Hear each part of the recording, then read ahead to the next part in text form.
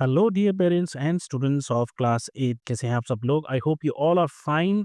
आज हम आपके लिए लेकर आए हैं क्लास 8 के साइंस का PT2 का paper. I am sure PT2 is round the corner और आप सब लोग उसके लिए तैयारी कर रहे होंगे। आपकी तैयारी में आपका साथ देने के लिए मैं आ गया हूँ। हेलो अध्यापक। चलिए बात करते हैं, बिना कोई टाइम वेस्ट किए सीधा चलते हैं सेक्शन ए पर। सेक्शन ए पर आपको मिलेंगे मल्टीपल चॉइस क्वेश्चंस। 1 मार्क के क्वेश्चन होंगे 8। पहला है, you pour oil into a glass containing some water. The oil floats on the top. What does this tell you? पानी का ग्लास है, उसके अंदर हमने ऑयल डाला, ऑयल जो है तैर रहा है। क्या बता रहा है? Oil is denser then water, water is denser than oil, oil and water have the same density and oil dissolves in water. तो डिजॉल्व तो हो ही नहीं रहा। अब जो तैर रहा है वो जो है अ, कम डेंस है और जो नीचे है वो ज़्यादा डेंस है। तो वाटर जो है is denser than oil is the correct option. Second है, the primary difference between solid and liquids is that constituent particles are.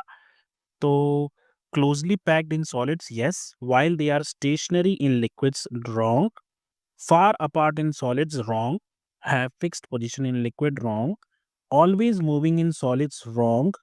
तो इसका मतलब है फोर्थ ही होना चाहिए, closely packed in solids and move past each other in liquids. Yes, so fourth option is the correct option. Third है assertion और reason. यहाँ पर एक सेंटेंस दे रखा है, एयर इज अ मिक्सचर, और रीजन क्या दे रखा है?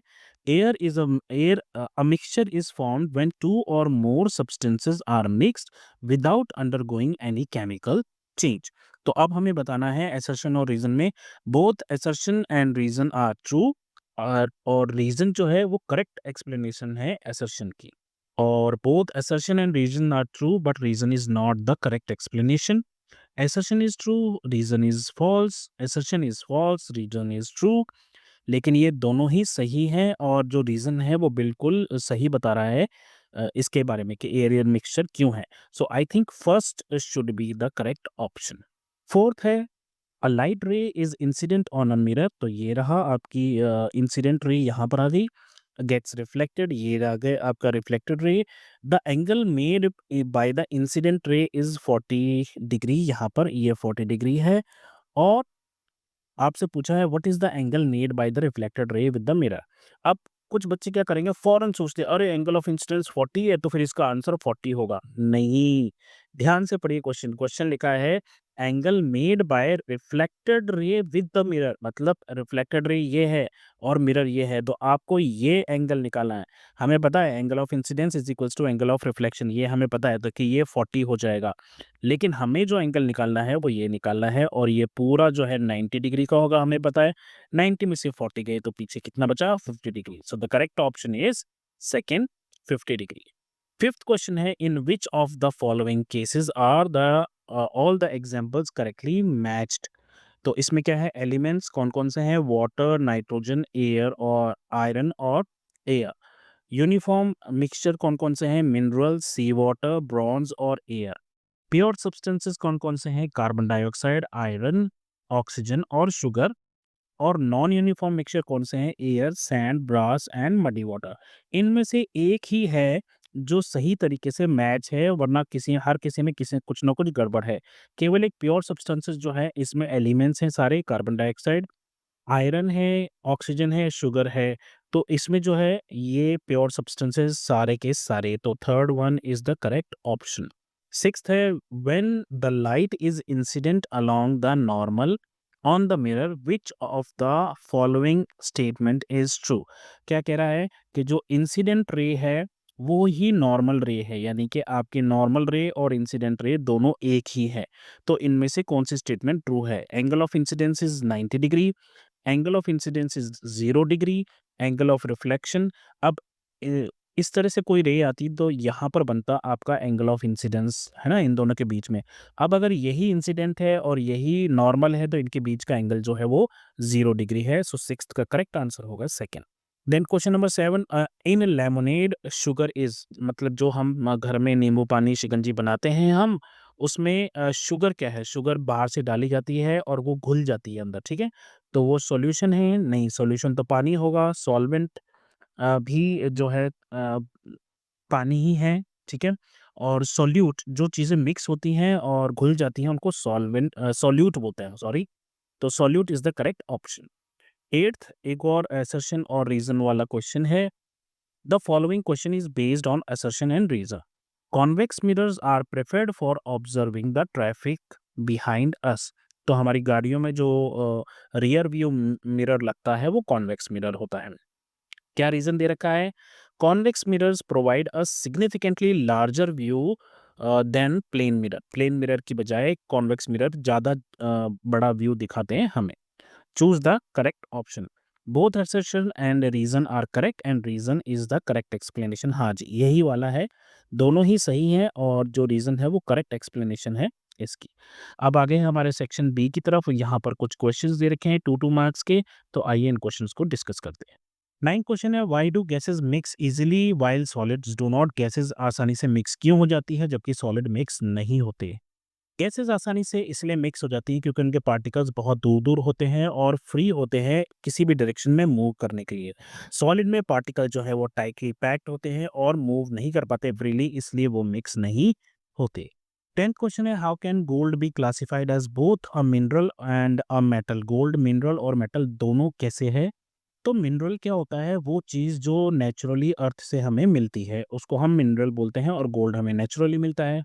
और ये मेटल क्यों है? क्योंकि ये इसके पास सारी प्रॉपर्टीज़ है मेटल की, ये शाइनी है, डक्टाइल है, इसके वायर्स बन सकते हैं, कंडक्ट करता है हीट को और इलेक्ट्रिसिटी को, तो इसीलिए ये मिनरल और मेटल दोनों है। 11th क्वेश्चन है, a stone sculpture weighs 225 grams and has volume of 90 centimetre cube. Calculate the density and predict whether it will float or sink in water. तो आपको इसकी क्या निकालनी है? इसकी डेंसिटी निकालनी है।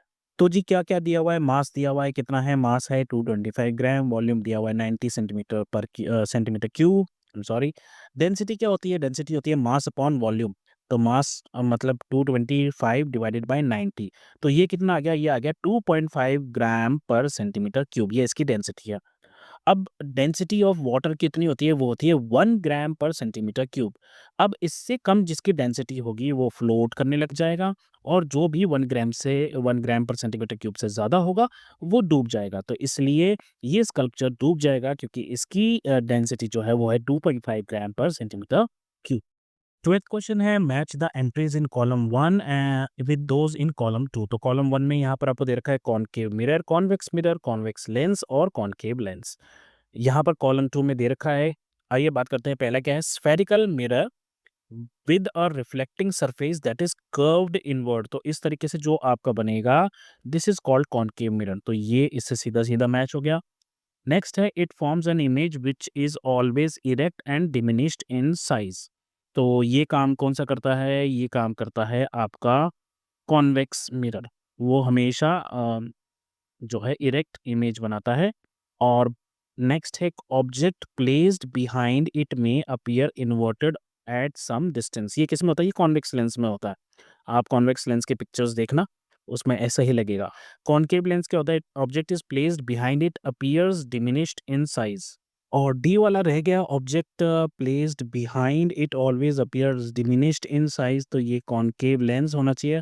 हालांकि ये यहाँ पर जो ये प्लेस्ड बिहाइंड और प्लेस्ड बिहाइंड लिखा है ना, ये नहीं होना चाहिए था। एनीवेज, जब बुक ने लिखा है तो हम और आपको बढ़ते हैं सेक्शन सी की तरफ। यहाँ पर शॉर्ट आंसर टाइप क्वेश्चंस हैं, ईच क्वेश्चन कैरिंग 3 मार्क। तो पहला है, why does the water in the ocean taste salty even though the salt is not visible? Explain करना है ये हमें।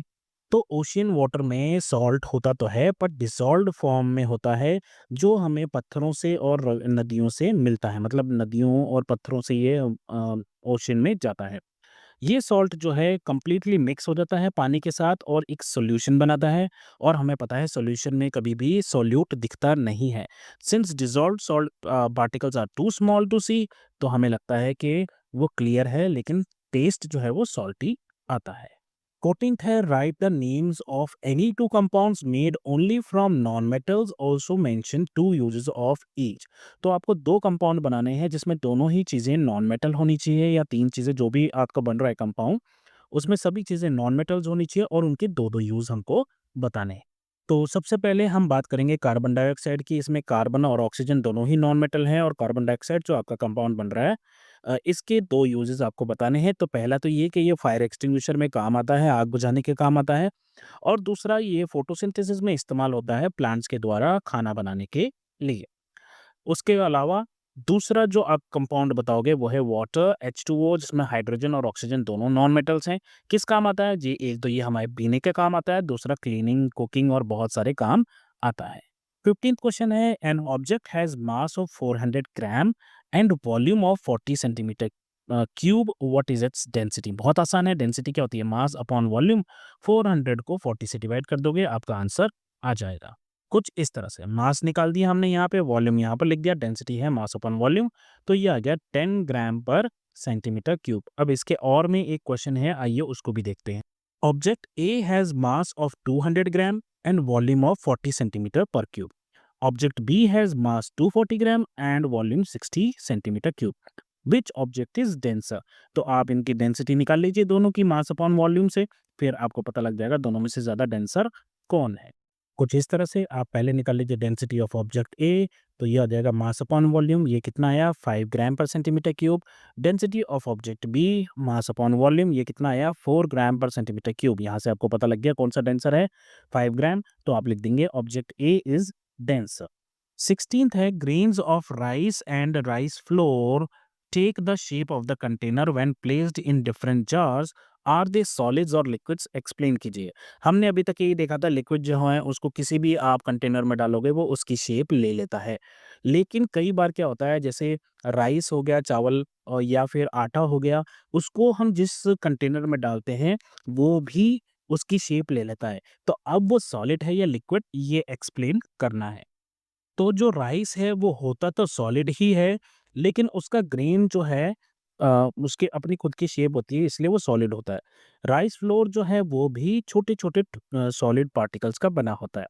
हालाँकि हमें ऐसा अपीयर होता है कि उन्होंने कंटेनर की शेप ले ली है, क्योंकि चाहे ग्रेन हो या पाउडर पीसेस हो वो फ्रीली मूव कर रहे हैं ऐसा लगता है हमें। लेकिन हर पार्टिकल जो है वो सॉलिड ही है और अपनी शेप में ही रहता है।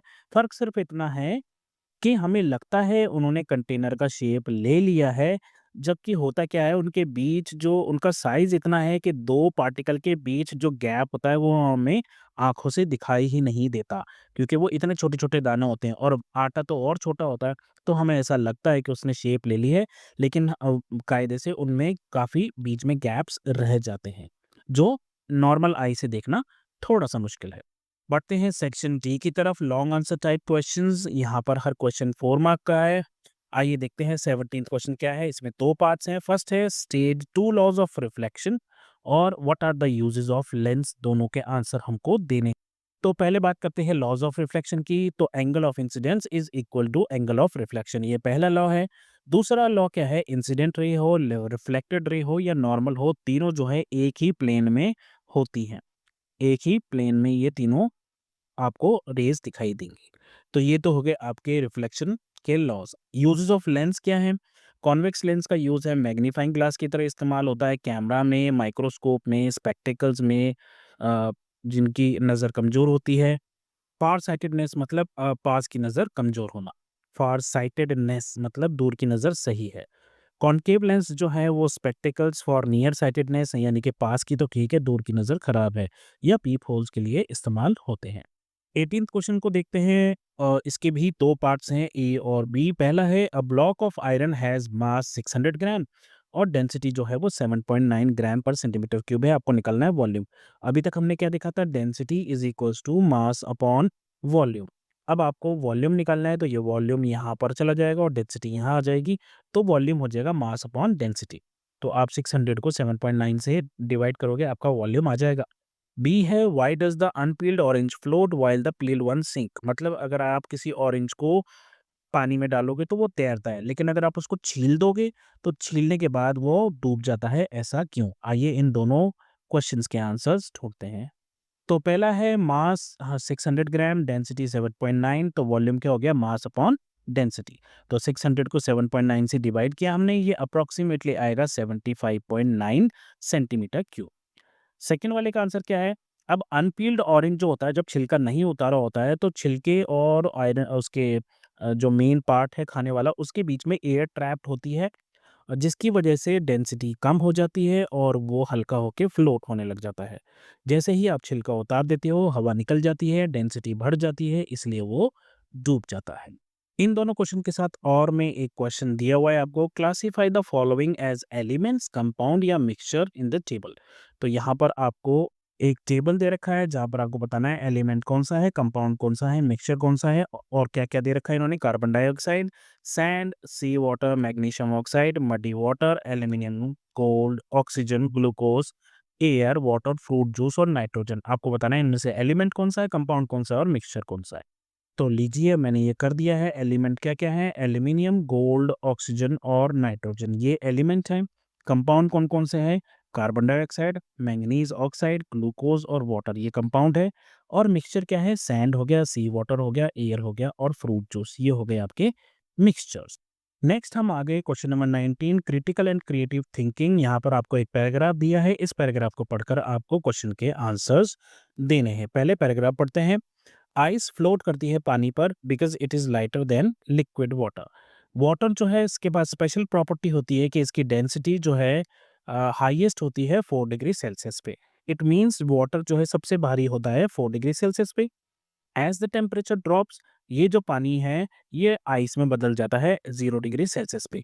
It undergoes a change in the structure, और पार्टिकल जो है वो अरेंज कर लेते हैं खुद को इन अ वे के it that it takes more space. इस प्रोसेस को एक्सपेंशन कहते हैं because the same amount of water now occupies larger volume, its density decreases. Volume बढ़ेगा तो डेंसिटी कम होती जाएगी। As a result ice becomes lighter than liquid water and floats on its surface.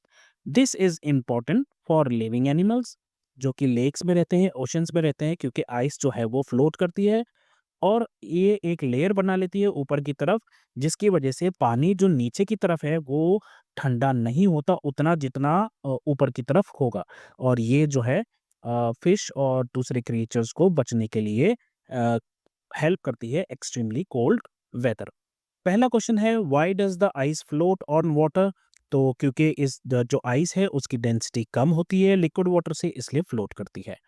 What happens to water particles when turns into ice at 0 degree Celsius.